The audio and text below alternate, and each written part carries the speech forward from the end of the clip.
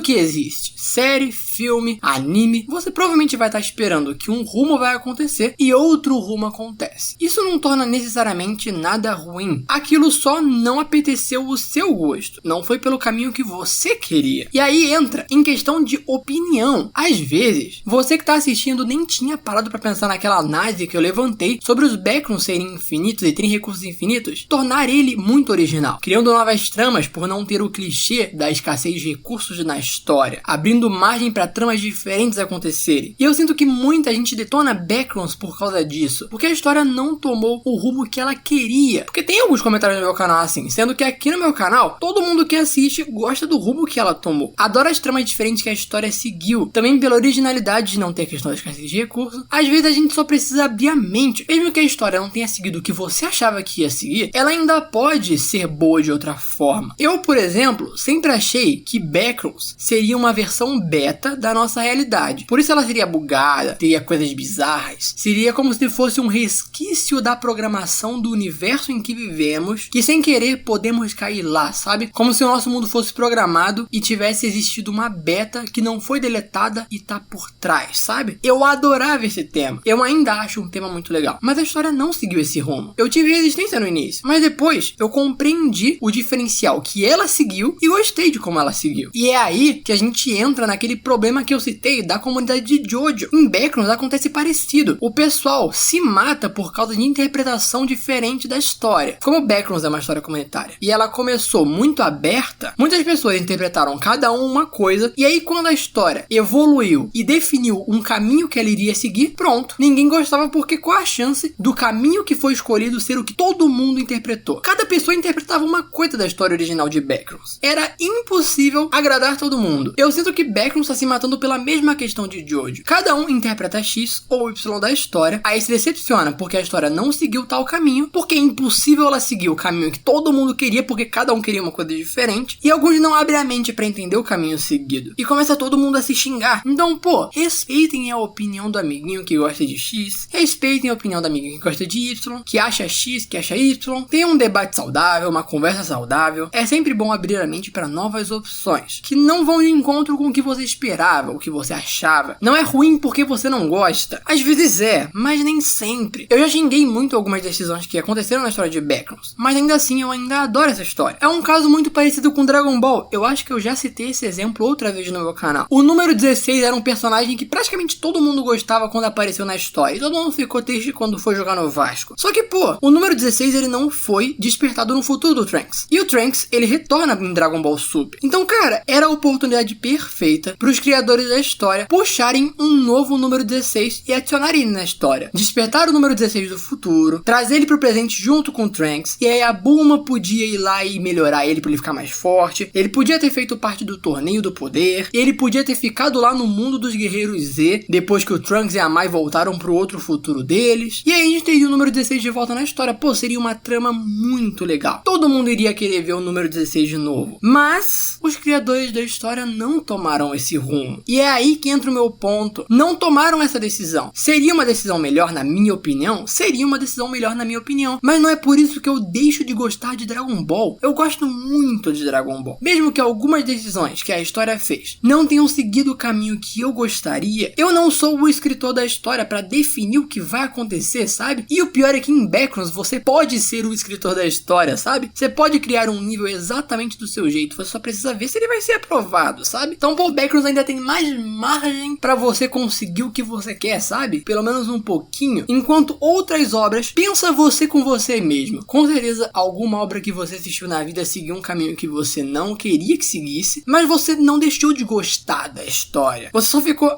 que pena que não foi isso, sabe? Você não passou a odiar a parada. Por que com Backrooms tem que ser assim? Entende o meu ponto? É impossível uma história ser perfeita pra você. Então por que as pessoas odeiam tanto Backrooms? Porque ela não seguiu o caminho que elas queriam. Só porque é comunitária, então você sente que você tem que ser o dono? Só porque ela é comunitária, e aí você sente que por ela ser comunitária você tem o direito de que a história atendesse o que você especificamente queria? Isso não faz sentido, cara. Entende que não faz sentido? Então, pô, se os filmes que você assistiu, as séries que você assistiu, os animes que você assistiu, jogos que você jogou, se provavelmente 90% deles não seguiram exatamente o caminho que você queria, por que você tem que ficar tão bravo porque Backrooms não seguiu o caminho que você queria? Conseguem entender onde eu quero chegar? Parece que as pessoas tratam Backrooms como se fosse uma história totalmente à parte e não como mais uma história por aí. Parece que Backrooms tem muito mais um peso de ter que agradar todo mundo do que qualquer outra história, sabe? Eu não entendo exatamente por que isso acontece. Só porque ela é comunitária? Eu acredito que possa ser por isso. Pode ser que as pessoas esperem muito de Backrooms e queiram que a história seja exatamente o que elas queriam porque é comunitária, então elas sentem que por ser comunitária ela tem que atender o que ela queria. Porque tecnicamente seria uma história mais próxima dela, sabe? Do que uma história que uma pessoa específica criou e que ela não tem controle nenhum. Porque Backrooms, teoricamente, ela teria esse controle de poder escrever um nível, de poder contribuir pra história. Ela pode pensar que a história precisa seguir o que ela queria. Mas não é assim, cara. Falando do Wikidot, a história acerta na maioria das coisas que se propõe a fazer. Mas é lógico que tudo na vida não vai ser perfeito pra cada um de nós. Aqui no canal eu já fiz algumas críticas sobre o Wikidot. O nível You Cheated do Wikidot eu acho muito ruim e eu particularmente desconsidero ele, porque eu acho que ele quebra muita coisa na história. Um outro vídeo que eu fiz sobre uma atualização que aconteceu com o Wikidot, eu não sei se vai sair antes ou depois desse vídeo aqui, eu comento que o nível nada, um vídeo que eu fiz aqui no canal, o nível absolutamente nada, ele foi deletado. E eu achei essa decisão maluca, cara, porque o nível nada era um bom nível, eu gostava daquele nível. Então eu também discordo dessa decisão. Mas no geral, eu tenho mais de 200 vídeos no canal de Backrooms, sabe? Devo discordar de umas 5 coisas que aconteceram, por exemplo, sabe? E isso vale pra Naruto, isso vale pra Dragon Ball. Eu vou discordar de algumas decisões que aconteceram em cada uma dessas histórias, sabe? Mas mesmo assim, pô, se eu for abandonar cada história que existe por causa de um erro que ela tenha, já era, sabe? Eu não vou consumir mais nada. Então, gente, essa é a minha opinião final sobre tudo isso. Eu acho que as pessoas precisam abrir um pouco mais a mente pra Backrooms e não cobrar tanto da história, porque as pessoas estão cobrando mais de Backrooms do que de qualquer outra história, justamente por essa questão de ser comunitária, achando que tem que ser o que ela queria, sabe? E não é assim, não é assim com nada, cara. E se você caiu nesse vídeo de paraquedas e tá se perguntando se você deveria começar a acompanhar essa história, cara, foi o que eu disse. Assiste meu vídeo do nível 335, assiste o nível 0, e aí depois você nem precisa seguir a ordem da playlist, vai, senta no canal, desce ali o canal e você vai olhando as thumbs e ver qual nível que te chama a atenção. E aí vai ver se você gosta, porque às vezes você só não deu a oportunidade de conhecer como é a história do Wikidot, por exemplo, ou às vezes você caiu aqui e nem sabia como é que funcionava a história de Backrooms, tá conhecendo agora. Então, pô, aqui minha dica já é conhecer o Wikidot por tudo que eu já disse nesse vídeo. E pra finalizar, você pode não gostar da história de Backrooms. Eu não tô dizendo que você é obrigado a ir lá e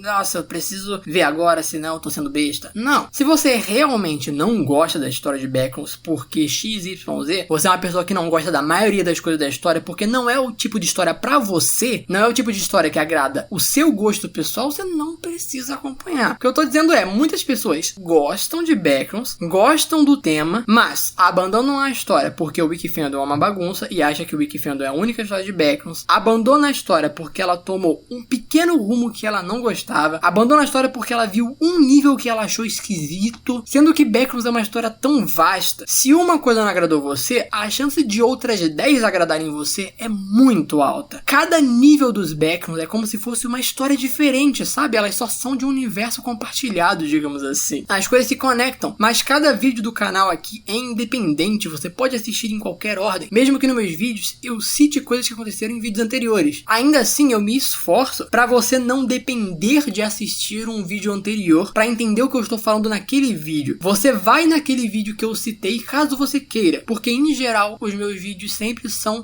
ele dentro dele mesmo. Não necessariamente você precisa assistir outros vídeos para você poder assistir aquele. Alguns são o caso, porque alguns realmente têm uma história compartilhada, mas boa parte não é o caso, sabe? Então, pô, sendo uma história tão vasta, com tantos pontos, com tanta coisa diferente, pô, a chance de você realmente odiar tudo é baixa, cara. Às vezes você odeia muito porque você pegou implicância, por exemplo, sabe? Às vezes não é nem porque você não gosta, às vezes é só porque você não se propôs a ver um pouquinho mais, entende? Talvez você tenha visto coisas do Wikifandom, achou muito ruim e resolveu não assistir mais nada, sendo que a gente tem o Wikidot aí, que, como eu disse nesse vídeo, pra mim é a melhor wiki. Enfim, eu acho que eu já tô começando a me repetir e meio que é isso, tá bom, gente? Essa é a minha opinião geral sobre o que tá acontecendo na comunidade de Backrooms. A comunidade precisa melhorar, precisa evitar se tornar uma comunidade de Undertale 2, evitar se tornar o que aconteceu com The Amazing Digital Circles, e o conteúdo precisa ser mais focado no Wikidot e desfocado no Wikifandom. Se acontecesse essas duas coisas, Backrooms talvez voltasse a voar. Mas eu sou uma pessoa um pouco pessimista pra falar a verdade e eu acho um pouco difícil que isso tudo aconteça. Sinceramente, a gente vai ter que lidar ainda com essas questões aí que acontecem na comunidade pra seguir com a história. Eu não acho que realmente a gente vai conseguir fazer um mutirão e mudar as coisas, sabe? Ainda mais no meu canal que não é dos maiores. Mas só de eu estar explicando a situação atual da comunidade de Backrooms, do conteúdo de Backrooms, pra você que tá assistindo e que não sabia o que estava acontecendo, já pode ser o suficiente pra eu mudar o seu ponto de vista. E quem sabe, se eu mudar o ponto de vista de 10 pessoas, eu conseguir 10 viewers a mais aqui no canal, acompanhando, entendendo como tá acontecendo as coisas, talvez já seja mais do que o suficiente aí pro meu canal ficar um pouco mais vivo durante pelo menos mais um tempo aí. E um abraço ao Viral. Eu perguntei a ele se podia citar ele nesse vídeo e ele concordou, muito simpático. Eu tava pensando em fazer um vídeo sobre a minha opinião sobre a situação atual da comunidade de Backrooms e tal. Eu tava deixando essa ideia meio guardada, eu tava com um pouco de preguiça, mas aí quando vi o vídeo do Viral eu me inspirei e resolvi fazer aqui esse vídeo dando a minha opinião do que eu acho, como eu vejo toda essa situação e tudo mais. E essa opinião era um pouco irônica pra falar a verdade, porque como eu já disse mais de uma vez, eu aprendi muito com o YouTube com o passar do tempo. E os meus vídeos antigos eu me emocionava um pouco pra falar mal do fandom. Hoje em dia eu discordo de boa parte do modo como eu falei, talvez de algumas opiniões que eu dei, mas no final, ironicamente, a gente meio que voltou pra mesma opinião de origem, a mesma opinião de antes, e que o Wikidot precisa ser enaltecido e o fandom precisa ser um pouco deixado de lado, cara, pra que a história continue evoluindo, porque infelizmente o fandom tem um monte de problema que o Wikidot já deixou de lado há tanto tempo, que o Wikidot resolve com uma maestria absurda esses problemas. Então